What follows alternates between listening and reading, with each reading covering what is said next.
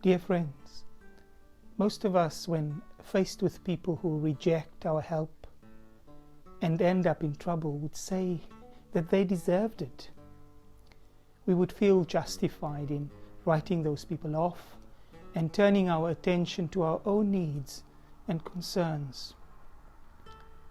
But dear friends, this is not the way of Jesus. Today's reading is a strange one, which takes some careful thought to understand. It begins with a group of Pharisees warning Jesus of Herod's intention to kill him. We're not sure why they would do this, but their words are significant. Get away from here if you want to live, they say. What they didn't realize is that living was not the priority on Jesus' agenda.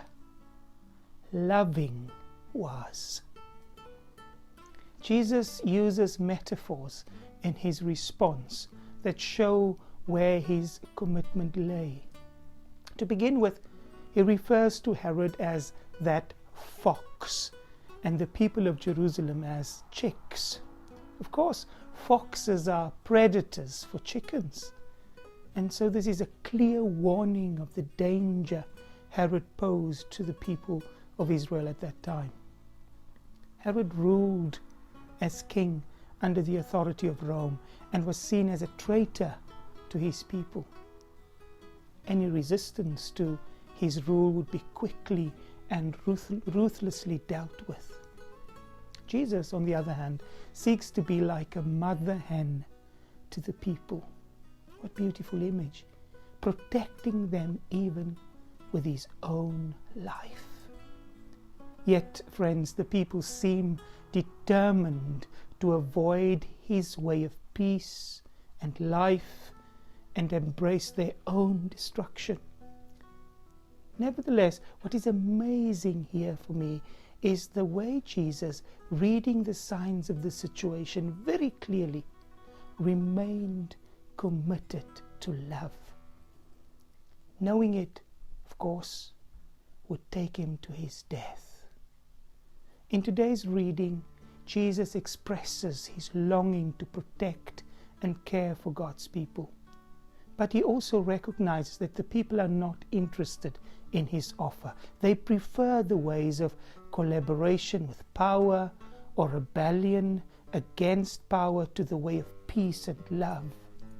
Jesus knows that the people will ultimately reject his message of simplicity, generosity, justice, and peace, and that they will reject him.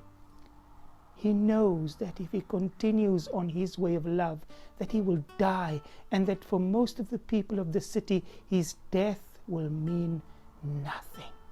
Yet, in spite of all this, he refuses to reject the people and protect himself. Not even the people's rejection is enough to make him stop loving and serving them. When Jesus preached that love for God and for neighbor, including enemies, was God's highest command, he meant it.